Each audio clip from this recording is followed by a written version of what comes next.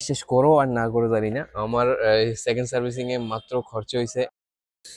Good morning guys, তো সকাল সকাল বেরিয়ে পড়লাম অ্যান্টার 350 কে নিয়ে সার্ভিসিং সেন্টারের উদ্দেশ্যে। অ্যাকচুয়ালি আজকে আমার বাইকের সেকেন্ড সার্ভিসিং এর ডেট, যদিও আমার মনে ছিল না। ঘুম থেকে হঠাৎ করে উঠে দেখি বাইকে অনেক কল এসে শোরুম থেকে, তো বাইক নিয়ে বেরিয়ে পড়লাম হান্টার সার্ভিসিং সেন্টারের উদ্দেশ্যে। যদিও কাছেই, বেশি দূর না, চিনার পার্কই আমার রুম থেকে। অলমোস্ট 7 to 8 কিলোমিটার হবে, এত হবে না, বাট শর্টকাট গেলে অনেক তাড়াতাড়ি হয়ে যায়।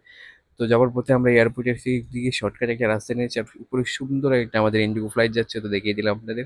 তো ফাইনালি অনেক ট্রাভেল করার পর খালি পেটে চলে আসলাম আমি শোরুমে। যদিও শোরুমে ওরা ভিডিও করতে দেই না, তারপরে আমি লুকিয়ে এক দুটো ভিডিও করে নিয়েছি, বাট ওরা চিল্লাচ্ছিল পিছন থেকে, কে কার কথা শুনে। ভিডিও তো করবো মানে করবোই। তো এই হলো শোরুম, যেখানে ভিডিও করতে দেয়নি। জাস্ট এক্ষুনি আমার ভিডিও অফ হয়ে যাবে, তারপরে আমি চলে যাবো আমার ব্যাক টু দ্য ক্যামেরা। তো চলো।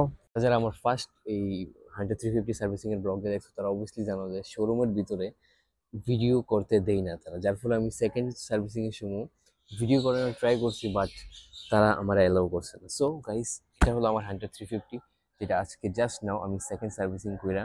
সেকেন্ড সার্ভিসিং হয় অ্যাটলিস্ট কয়েকটা দিন পর, টোটাল 5000 কিলোমিটার চালানোর পর, আর একটা টাইম লিমিট আছে। সো সেকেন্ড সার্ভিসিং এ যদিও বেশি কিছু চেঞ্জ করে না তারা, এখানে আমার পটলে আছে ইগনোর। সো বাইকটারে খুব সুন্দর করে তারা একটা পলিশ করে। আর যদিও আমি পিপিএফ লাগিয়ে রাখছি, তার লেগে আমার ট্যাঙ্কিটা পলিশ করছে না তারা। বাকি সব পার্টস দেখতে পারতেন, খুব সুন্দর করে পলিশ করেছে, তেল তেল লাগাইয়া। চেইন চেইনের মধ্যে একটা লুব্রিকেন্ট লাগিয়ে দিছে। একটা জিনিস হয়েছে, যদি আপনার বাইকে কোনো মেজর প্রবলেম থাকে, লাইক সেকেন্ড সার্ভিসিং এ গেছো আর কোনো মেজর প্রবলেম আছে বাইকের মধ্যে, তাহলে তারা এটা চেঞ্জ করবো বা এটার উপরে কাজ করলে তাহলে টাকা লাগবে। আর যদিও আমার বাইকটা খুব যত্ন করে আমি চালাই, তার ফলে এখানে কোনো প্রবলেম আসছিল না সেকেন্ড সার্ভিসিং এর মধ্যে, যার ফলে আমার বেশি খরচ হয়েছে না। টোটাল কস্ট হয়েছে, আইডিয়া করো তো কস্ট কত লাগছে সেকেন্ড সার্ভিসিং এ, দেখি কইতে পারো নি। শেষ করো আর না করো জানি না, আমার সেকেন্ড সার্ভিসিং এ মাত্র খরচ হয়েছে 186 টাকা, মানে 186 রুপিস। কারণ as per them second servicing এর মধ্যে ইঞ্জিন ওয়েল চেঞ্জ করতে লাগে না, কারণ তারা বলতেছে যে এখন একটা ইঞ্জিন ওয়েল দিয়া অলমোস্ট 10,000 কিলোমিটার রাইড করতে পারবা তোমরা। যদিও আমি এটার ব্যাপারে একটু কনফিউজ, স্টিল আমি একটু দেখুন লোকাল একটা মেকানিক্সের আমার ইঞ্জিন ওয়েল চেক করাবো, কারণ ইঞ্জিন ওয়েল ঠিকঠাক থাকলে বাইক ঠিকঠাক থাকবো।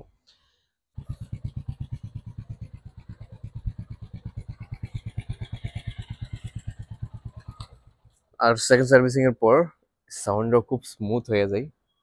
আরেকটা জিনিস আমার হয়েছে যে থার্ড সার্ভিসিং এর পর বাইকটা টোটালি ডিফারেন্ট সাউন্ড করবো, লাইক টোটালি একদম স্মুথ সাউন্ড এসছে, যেটা হান্টারের যেটা অরিজিনাল স্মুথ সাউন্ড, সেটা থার্ড সার্ভিসিং এর পর আইবো। But overall after second servicing আমার চালায় তো খুবই ভালো লাগছে।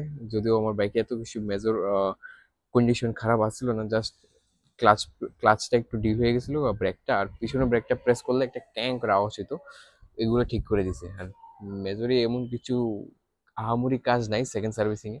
সেকেন্ড সার্ভিসিং খুবই একটা সিম্পল সার্ভিসিং। যদি শোরুমের মধ্যে ভিড় না থাকে, আই থিঙ্ক বেশিতে বেশি আধা ঘন্টা টাইম লাগবো।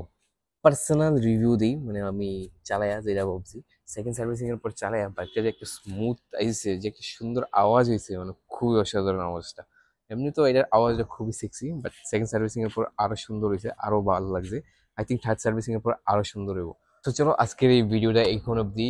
আর যদিও আমি বাইক রাইডার না, সো বাইকের প্রতি আমার এত আইডিয়াও নাই, তো জাস্ট আমার যেরকম ফিল হয়েছে আমি এরকম শেয়ার করছি। আর সেকেন্ড সার্ভিসিং এ কত টাকা লাগছে এটা কই দিলাম তোমরা, আর কি কি সেকেন্ড সার্ভিসিং কি কি হয় 100 350 তে, এটা কই দিলাম জাস্ট ফর জেনারেল নলেজ। যদিও তোমরা সেকেন্ড সার্ভিসিং যাও, তো তোমরা একটা বেসিক আইডিয়া পাবো। যদি ভিডিওটা ভালো লাগে, সাবস্ক্রাইব করো আমার ইউটিউব চ্যানেলটা, আর যারা যারা ফেসবুক দেখতেছো শেয়ার করো, ফলো করে দিও। Bye bye.